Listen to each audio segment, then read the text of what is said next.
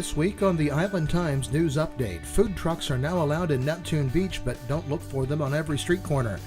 Jacksonville Beach agrees to a contract for fireworks next year, and the search for an Atlantic Beach boater has ended without his being found.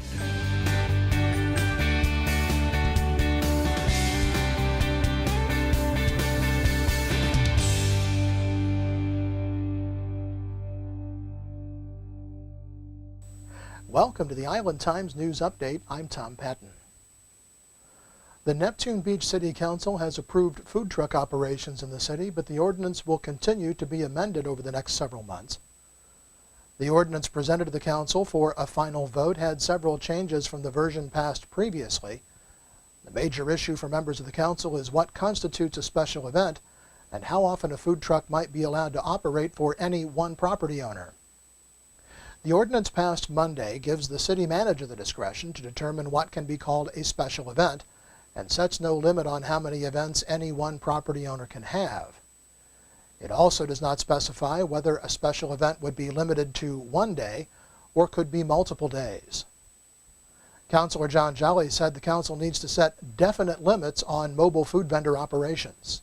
I think we as a council have to bite the bullet and say, what is a special event? Is it something that can occur weekly, something that can occur monthly, or can it occur 2 or 3 times a year at a property? I think we have to bite that bullet.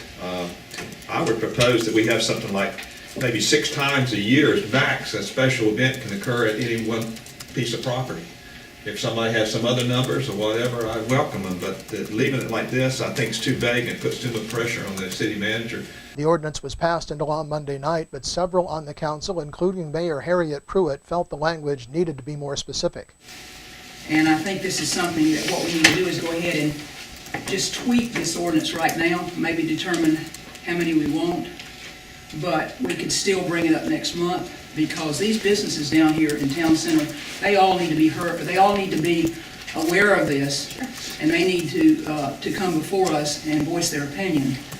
Food trucks will be allowed to operate only at special events with the permission of the property owner. As the ordinance is written, they will not be allowed even as a caterer in the Central Business District, even though that had been allowed in the past. They also are not allowed in residential areas except when catering an event for a property owner. The council will work on making the ordinance more specific at a future workshop meeting. The Jacksonville Beach City Council Monday night voted to accept a proposal from Pyro Shows Incorporated to put on the city's fireworks display next July 4th. The city sent out a request for proposals in August to 9 companies, and Pyro Shows was the only company to respond to the request. Pyro Shows put on the display last year.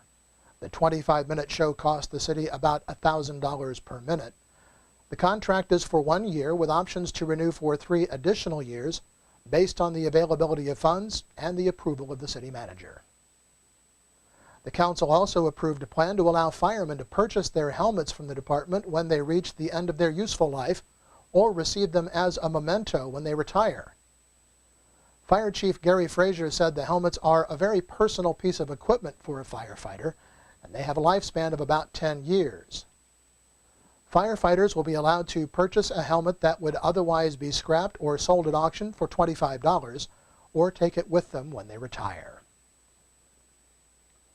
Neptune Beach is getting set for the annual Thanksgiving celebration in Town Center.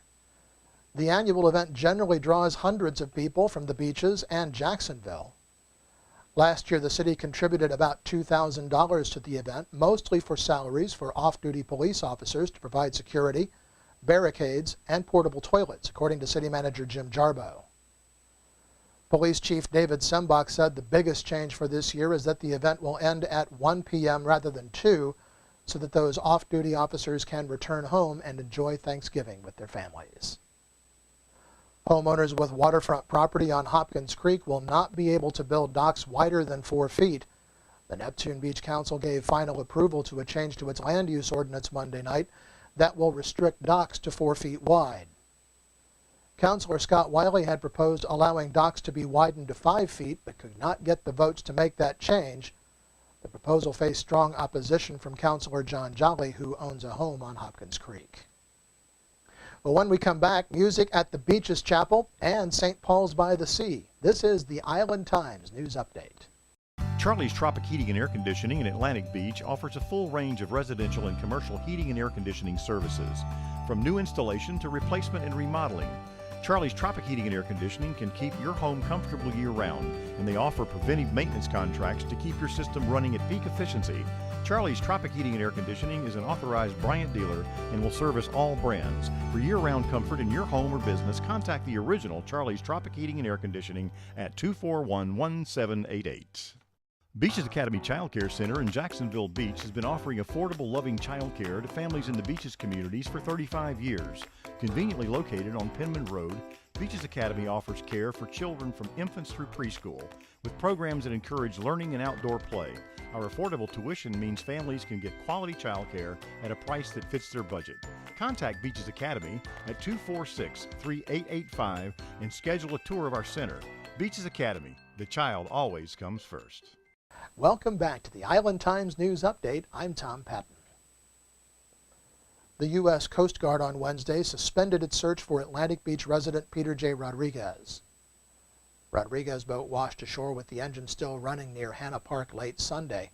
He'd gone offshore alone in the 27-foot boat earlier in the day and had texted his fiancée that he needed to repair an antenna on board. He was not heard from again. The Coast Guard covered more than 6,788 square miles during the four-day effort. Crews aboard aircraft from Coast Guard air stations Savannah, Georgia, and Clearwater and Miami in Florida participated in the search, as did crews aboard the Coast Guard cutter Diamondback, an 87-foot patrol boat homeported in Mayport, and 45-foot response boats, also from Coast Guard Station Mayport. Election Day is November 4th, but polls will be open for early voting on October 20th. The Supervisor of Elections says the ballot will be long this year, and candidates for local offices in Jacksonville Beach and Neptune Beach will be at the end of the ballot after the constitutional amendments. The only early voting location at the beach is at the library on 3rd Street in Neptune Beach. And check out our voter guide for more information on the candidates for local office. Several music events are planned around the beaches this month. On Monday, October 20th, Grammy and American Music Award winner Jim Lauderdale will open the Chapel Concert Series at the historic chapel on the grounds of the Beaches Museum. Dinner will be available from Mojo's Kitchen for a suggested donation of $10. Tickets for the performance are $20 and are available from the museum. Upcoming events in the fall series include the Calvin Newborn Quartet on November 17th and the Celtic Christmas Concert on December 22nd. Then on Sunday, October 26th, the Latin ensemble Habaneros will perform as part of the Beaches Fine Arts Series. The classically trained group performs music ranging from Mozart to traditional Cuban melodies. The performance is at 4 p.m. Contact the Beaches Fine Arts Series for ticket information. Scott B. Bomar will be at the Bookmark on Thursday, October 16th at 7 p.m. to talk about and sign copies of his new book, Southbound, An Illustrated History of Southern Rock. Many of the architects of rock and roll in the 1950s, including Elvis Presley, Jerry Lee Lewis, and Little Richard, were Southerners who were rooted in the distinctive regional traditions of country, blues, and R&B. Bomar is a researcher and music industry professional originally from Nashville. He currently lives in Los Angeles. The Adele Grange Cultural Center welcomes Zayd Moore as its Artist of the Month for October.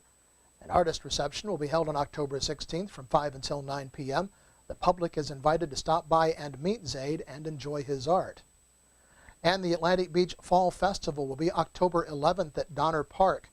The event begins at noon and will feature a free fish fry, music, and games and crafts for the kids. Well, the National Weather Service says we can expect mostly sunny skies and highs in the mid-80s with lows in the 70s through the weekend, with a chance of showers on Columbus Day. Then there's a better chance of rain on Tuesday and dry again for the rest of the week. The Island Times is always digital, always free at www.theislandtimes.com. Become a subscriber and get updates on news from the Beaches communities delivered right to your email box. And don't forget to like us on Facebook and follow us on Twitter. I'm Tom Patton. Thanks for watching.